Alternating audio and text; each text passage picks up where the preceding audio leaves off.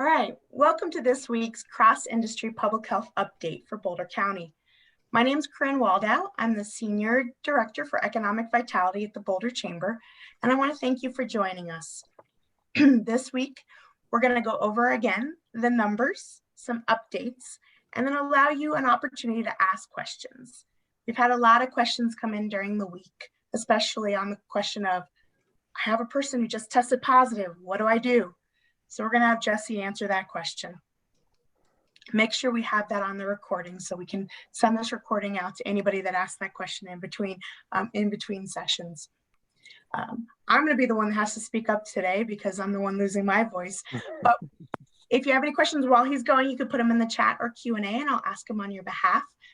But I want to thank you for joining us and for continuing to join us, for continuing to ask your questions as things change. We know this is uncharted territory. We know things are in flux, and we know that sometimes this is confusing. At this time, take it away, Jesse. Thanks, Corinne, and thank you everyone for joining us. I'm just going to jump right in, and like Corinne said, we'll do a little update on the epidemiological situation, where we are on the dial, update on the local public health orders, and then we can just get right into Q&A. So a little bit of different chart today. This is just the recent last months to sort of isolate the peak that we had in September in terms of newly reported cases. But as you can see, since then, with the implementation of the mitigation plan and the local public health order within the city of Boulder, we've seen a significant drop off in new cases. So that's a really good sign for us. In terms of the age differentiated chart, you can see again that spike was largely due to 18 to 22 year olds, but that's come down significantly.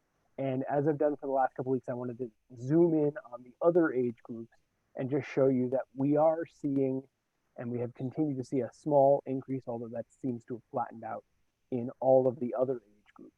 But again, that increase, though it seems, it's large on this chart, it's important to note that it went from very low numbers to not very high numbers. So we're still in a really good place with other age groups as well.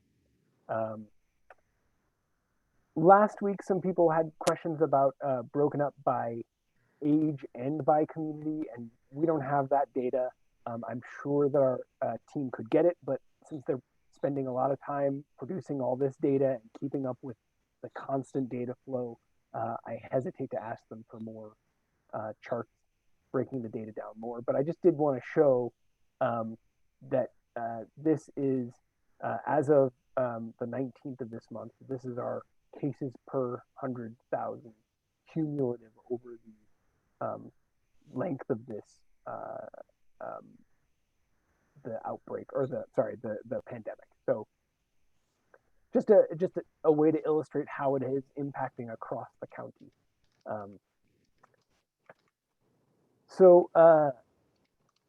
The other thing I wanted to bring up, and I've mentioned it in the last couple webinars, is the sort of unequal impact on our Hispanic and Latinx community. And I think this chart really helps illustrate both the proportions of various ethnic groups in our community, but then also the impact that the virus has had on those communities. So really important to note the outsized impact on the Hispanic and Latinx community. Again, they take, they're about 14% of our community, and in the past 10 days, 56% of our cases have been in that Hispanic Latinx community. So pretty big impact. So in terms of the larger message, our case numbers are rising again. They are low, but they are rising again. As you can see across the entire state, and I'll get into that in a little bit, we are seeing an increase. Hospitalizations also remain high and are increasing statewide. Let me see if I can get you some figures there. Currently, we are at 381 people hospitalized for confirmed COVID-19 across Colorado. So that's not just here, compared with 288 people a week ago. and visits for COVID-like illness are increasing. So people are, this is across the region, are reporting to hospitals, reporting to doctors, many more situations. And then I think, as I noted before, um, in the past, we've seen significant geographic differences in sort of the increase in cases across the county. And actually this year, or in the past 10 days, um, actually about 37% of our cases have been in the city of Boulder and 37% have been in Longmont. So it's sort of evening out across the county. And then again, as I mentioned, the racial and ethnic disparities in terms of who is being impacted and how heavily they're being impacted. It's really important to note that. And our testing numbers and positivity, this is a thing that came up particularly in relation to the 18 to 22 year olds. There was a concern that if they were targeted, they wouldn't get tested as much. And actually, we're continuing to see high testing numbers across the population, and our positivity rates are remaining relatively low. They're at about 3.7% right now. So all that to say, we are at the same place on the dial we've been the whole time. We went into that mitigation plan and the local public health order for 18 to 22 year olds in the city of Boulder, and that allowed us to stay at level 2, not just because we proposed to attempt to mitigate, but because our mitigation worked. So I think that's a really good message for the community in general. And again, just a reminder here, these are the 3 metrics that were measured against for remaining where we are on the dial or moving up or down the dial. And last week they started doing this. They're showing us our situation as compared to the entire state, and I really like these charts. You can see Boulder there. Actually, within the Metro Denver area, we're somewhat unique in terms of our our level 2 cumulative 2-week cumulative incidence rate at 123.5. Our positivity rate, much like most of the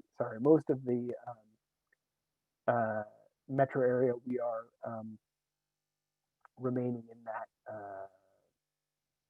low positivity rate. And then the hospitalization status, much of the state except for Jefferson County is seeing decreasing for a longer period of time.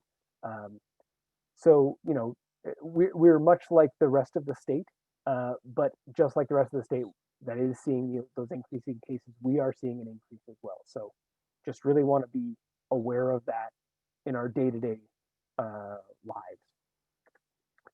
So this is a slide that came from last week, and I think it's really important to keep reminding people how this works. There was a question about what is the likelihood of moving between levels. Well, we have to maintain our level for 2 weeks. They look at a 2-week rolling average to see where we are, and we've been able to do that. We've been able to maintain that level 2 average, and we want to keep doing that. But again, and I'll remind everyone of this at the end of the presentation, we are moving indoors. I looked at the weather. It's going to get cold very soon. So a lot more indoor activity and people gathering for the holidays. Those are things that impact movement between levels.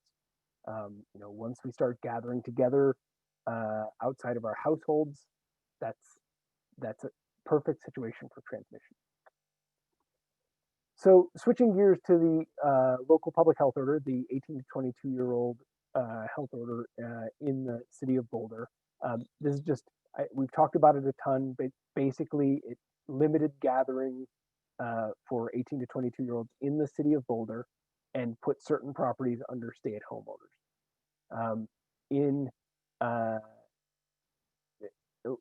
2 weeks ago, we updated it to sort of create a pathway for 18 to 22 year olds to exit restrictions and re-enter sort of normal activity within the dial, within the restrictions of the dial. And so we created a series of metrics, same metrics as, or similar metrics to the dial to try and move people out, and then also created a way for houses under stay-at-home orders to move out of stay-at-home restrictions. And this chart came from our surveillance and epi teams, and as you can see, our testing continues to be good. The baseline cases we're seeing per 100,000 really good all the way up to baseline, and then again positivity rate is at the baseline, and as a result this week the county moved 18 to 22-year-olds in the city of Boulder into basically the state dial level. So the dial allows gatherings of people up to 10 people, and now 18 to 22-year-olds are allowed to again gather in groups up to 10. So at this stage, there are no restrictions beyond the statewide public health order on groups of 18 to 22-year-olds. There are still some houses under stay-at-home orders, and we continue to work with those houses to try and get them out of those stay-at-home orders. And they do need to submit a plan that's approved by us before they can move out. And I'm near the end. I promise we can get to questions soon. I just wanted to really shout out, and I saw that Corinne put it in the announcement for today's session, so I really appreciate that.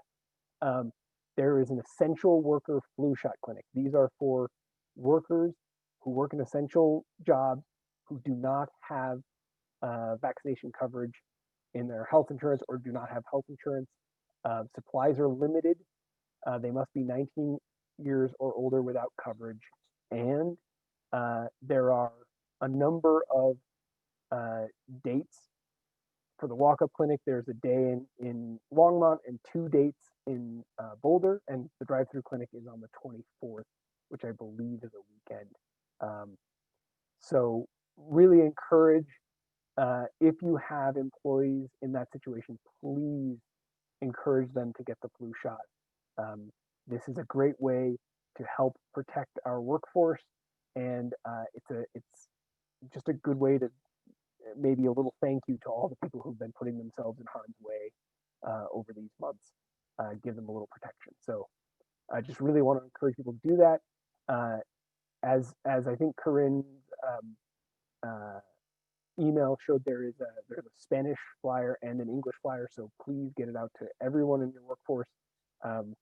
Everyone is welcome, as long as they meet the criteria. So just final thoughts. As I said before, I was going to bring this up again. It's going to get cold. We're all going to want to go inside, and that is a perfect situation to spread the virus. So continue to wash your hands, continue to wear a face mask indoors, and whenever you need to outdoors, and socially distance as much as possible. The holidays are coming up. Be cautious about your planning for that. And we really appreciate all the businesses that have been doing their utmost to try to combat this virus, and we hope to continue to be able to partner with you and answer your questions and guide you in the case that there's an outbreak or a sick employee. With that, just reminding everyone, please continue to come to these sessions. I'm sure we'll have a specialist session again soon. Happy to do those if a subject comes up. And do not forget that there is a Spanish language session. It comes out on Thursdays. And we really appreciate the cooperation and the collaboration with the Latino Chamber to get those out. And finally, if you have questions, please don't hesitate to email us. And if you have concerns or a complaint, please don't hesitate to call the call center. All right, happy to answer any questions. Thanks, everybody. Uh-oh.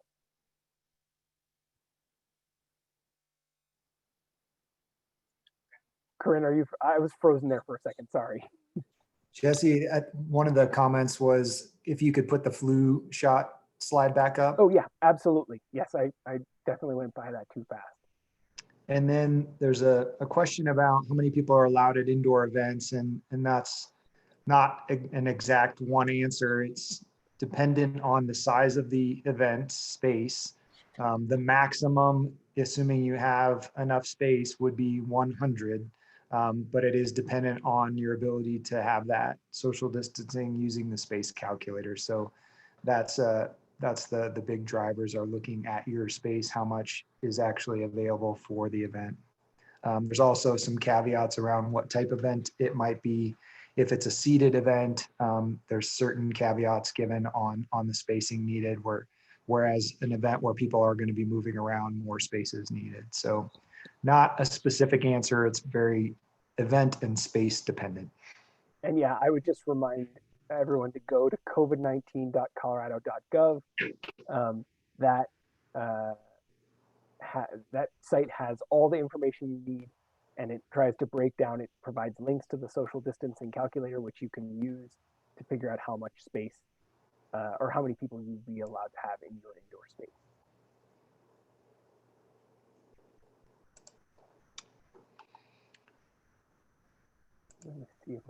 Let's see if we've got anything else. Could you please show us? Oh yeah, okay.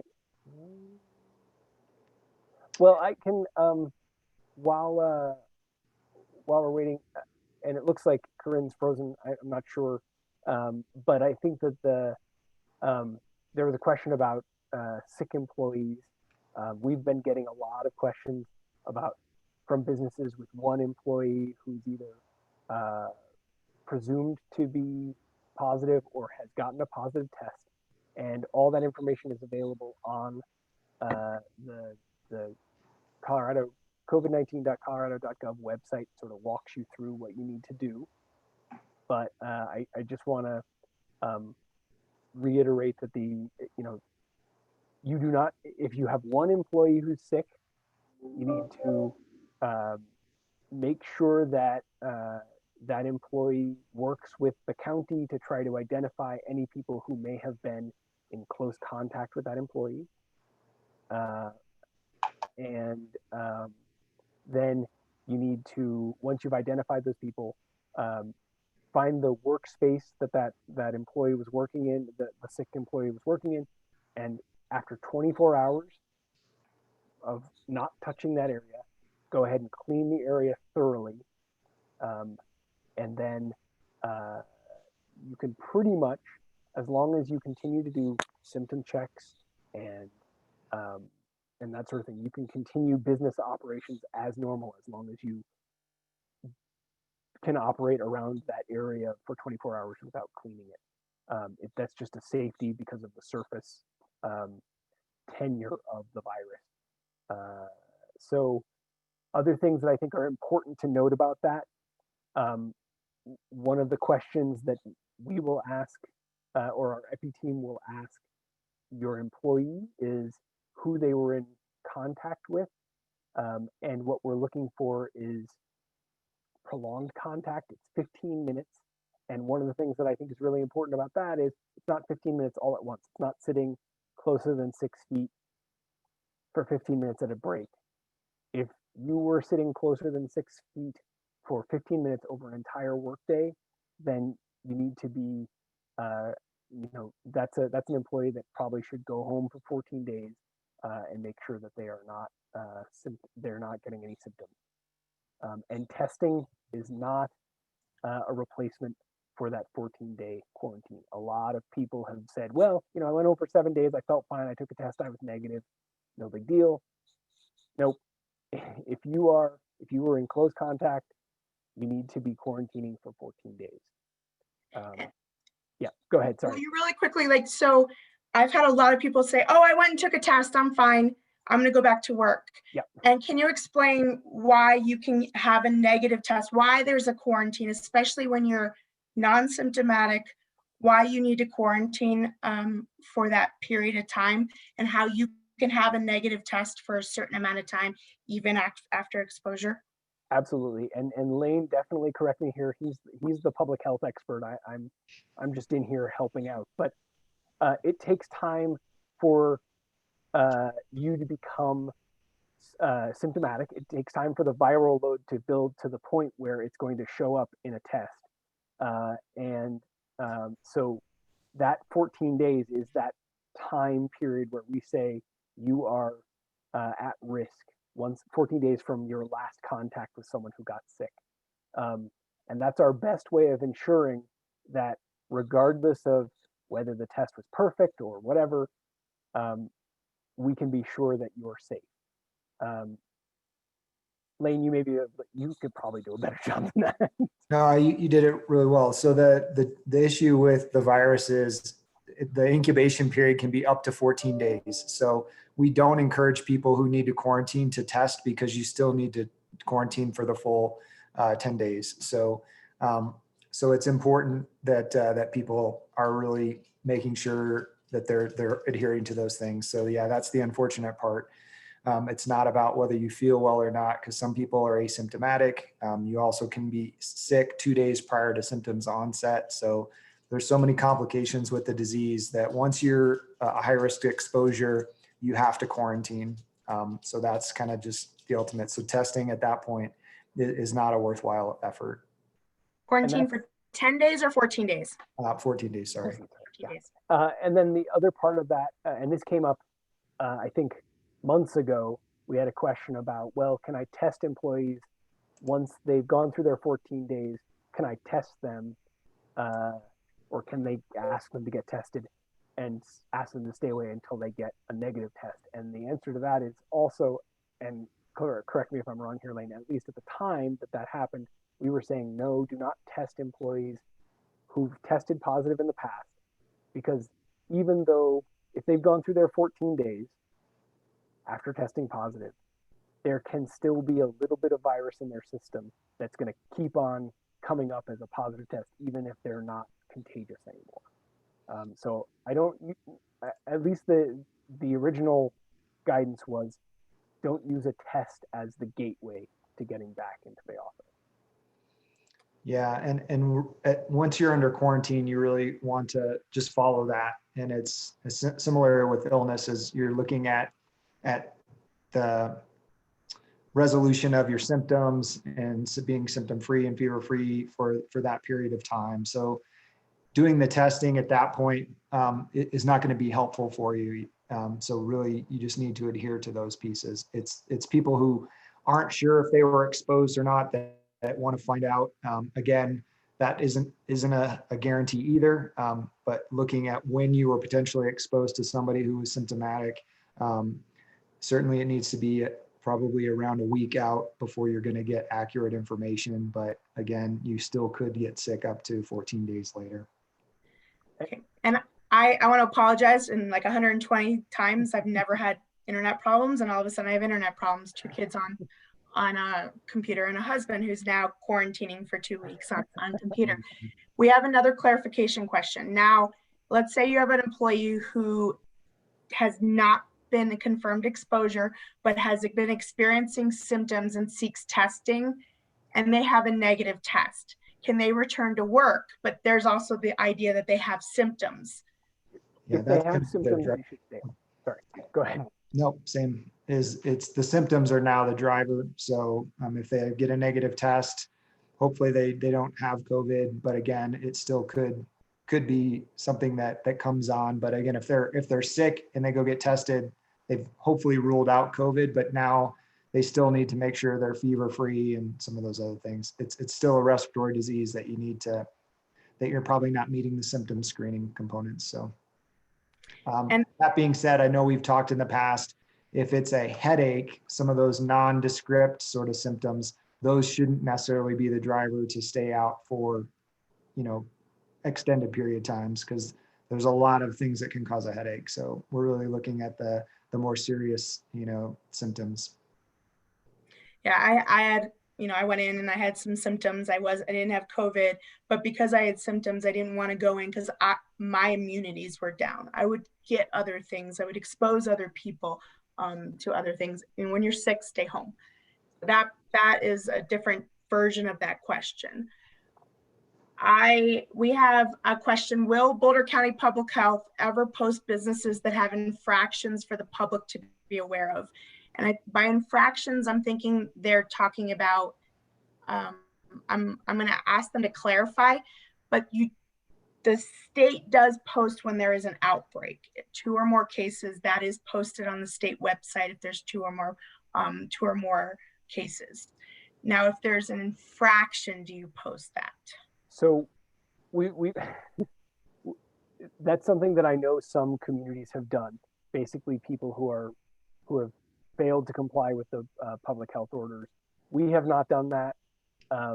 We've talked about what that would mean and how we would go about doing that, but we have not done that, and I don't know of any plans to do that. Lena, do you?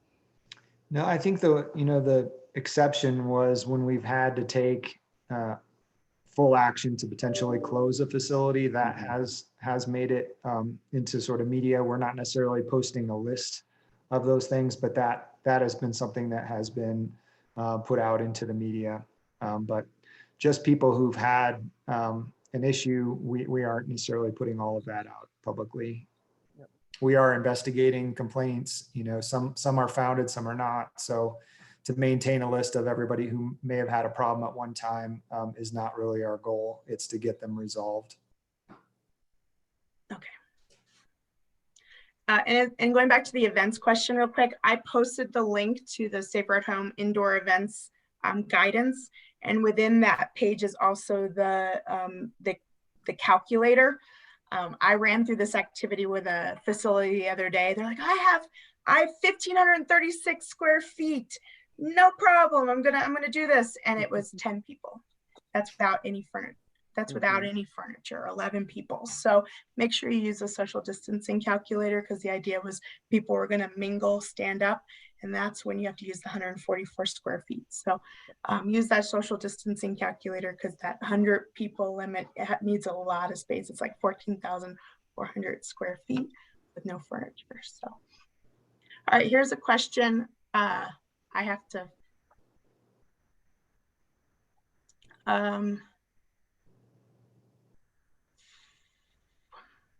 Okay, this is about recirculation of air in gyms. They believe that state CDC and OSHA seem to be a bit oblique or contradicting in some areas. Gyms and for indoor classes and the recirculation of air, the stationary fans in gyms,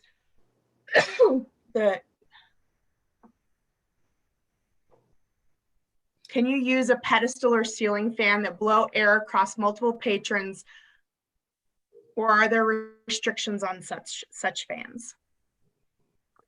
There's nothing in the order that says there shouldn't be fans. I know that there was guidance about fans, although I think that was a lot to do with when we could open windows, getting air moving through a space. I'm not sure. I don't have an answer to that question specifically about a gym.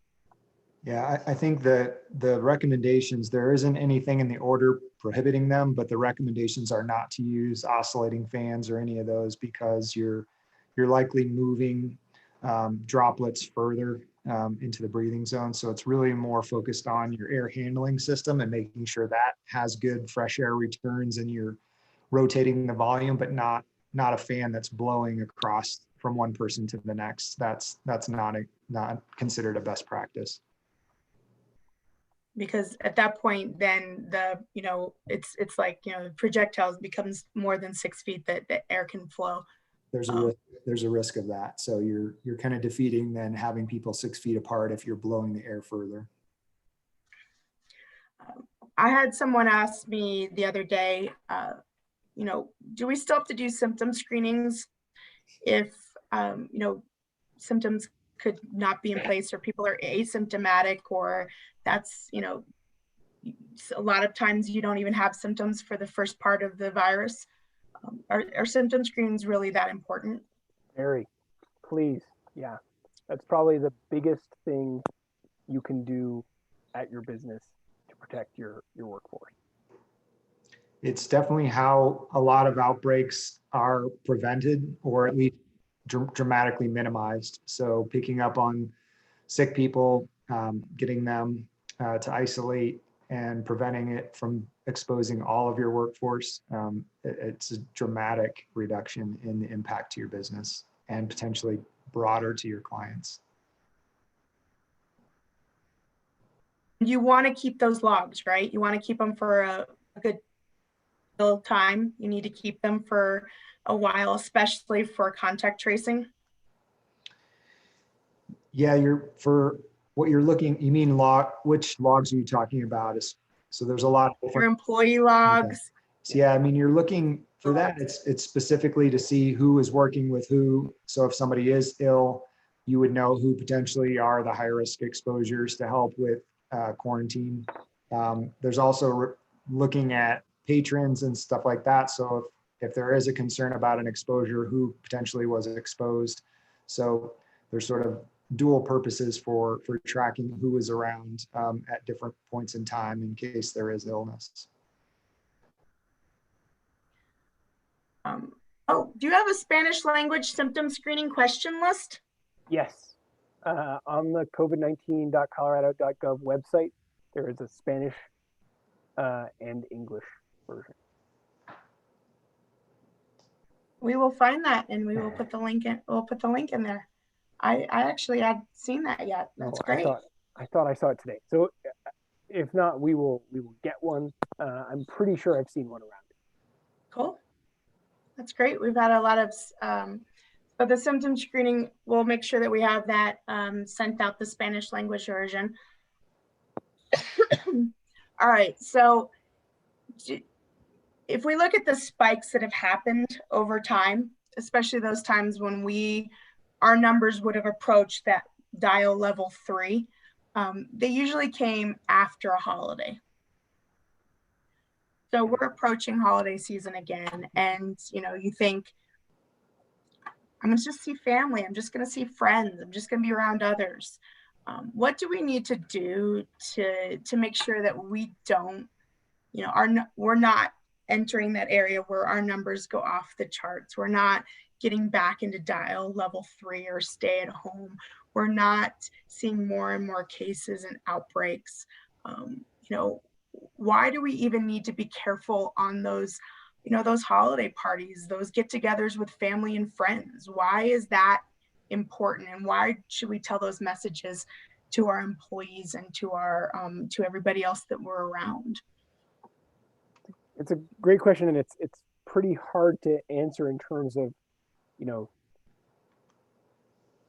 what's different about a holiday as opposed to going to work every day. But I think the biggest difference is, well, I less than the biggest difference.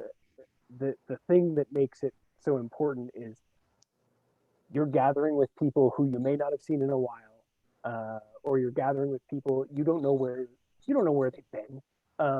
They every time you gather with people, you're taking a risk.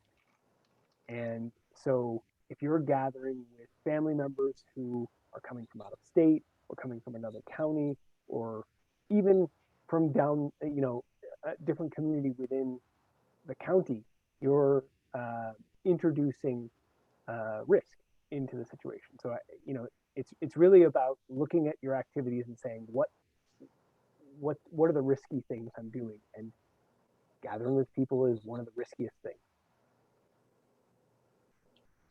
And when you're gathering with family and friends, you're probably less likely to wear a mask when you're sitting around, playing games or eating your turkey dinner or having a Halloween party.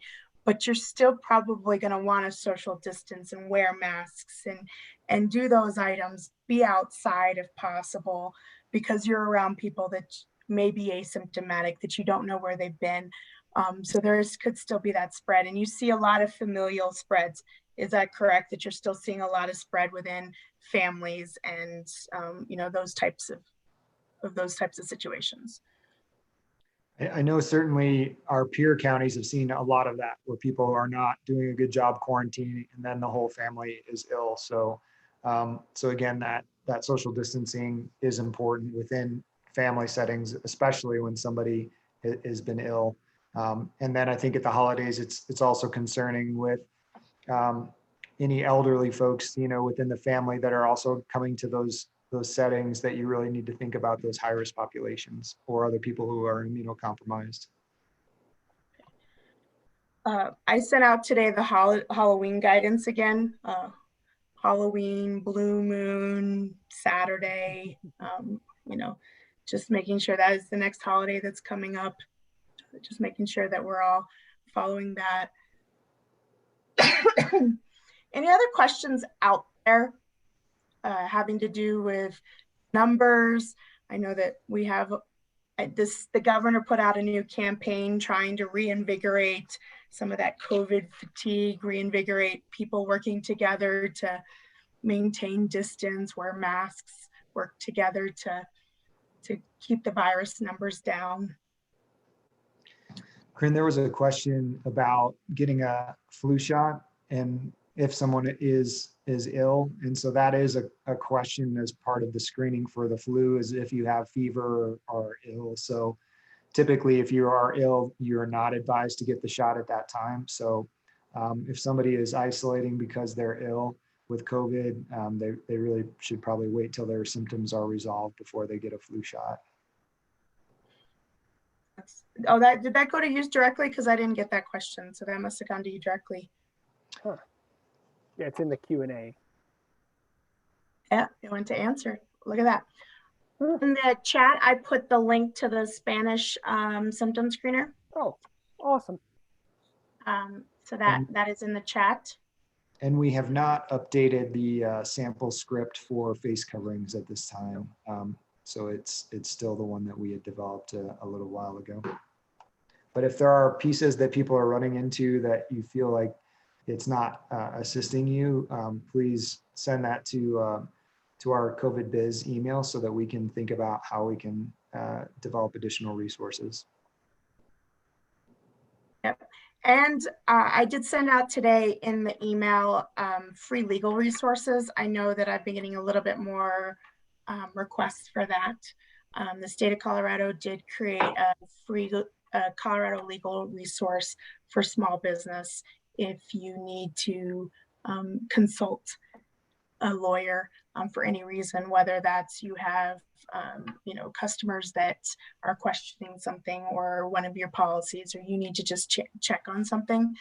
As we know, Boulder County Public Health cannot provide you legal advice. So if you need any of that, I did send out that link. I put it in the top of the email. I send it out every week, but I moved it up because we've got a lot more requests for that. So if you don't have a legal team on staff, for some reason, Lane, I'm not able to see Q&A. So if there are any more Q&As that come in today, you're gonna have to play that role today.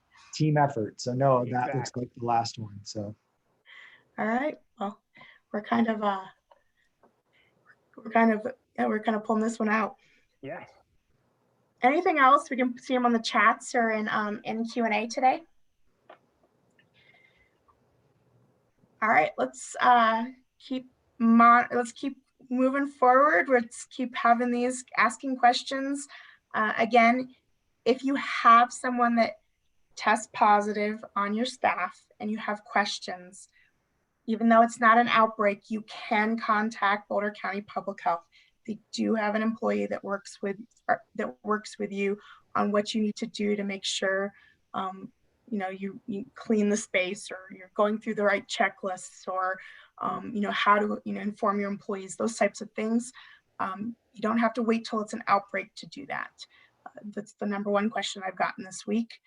Please do reach out to them. I did get a question, does the legal resource include tenant landlord issues? It can. I'll send you the link and you can ask and make sure you can see if they can help you with your tenant landlord issues. But please don't wait to ask Boulder County Public Health if you have a singular case. If you do have an outbreak, please. And now I'm getting all the Q&As. They're like popping up all of a sudden. So please don't wait to contact, because there is somebody that can help you through that. And ask your questions in between. Use that COVID Biz email address. You can contact me. I'll get it. Jesse and I don't know, we share how many emails a week? A lot. But somebody will get your questions answered, and let's all stay safe and healthy out there. I don't see any additional questions coming in. No more chats. We'll see you all next week. Hopefully my technology, I'm going to have to go someplace else next week if I have kids and a husband at home. So, all right, everybody, have a wonderful day. Thank Thanks, you. everyone. Thanks, Corinne. Thanks, Lane.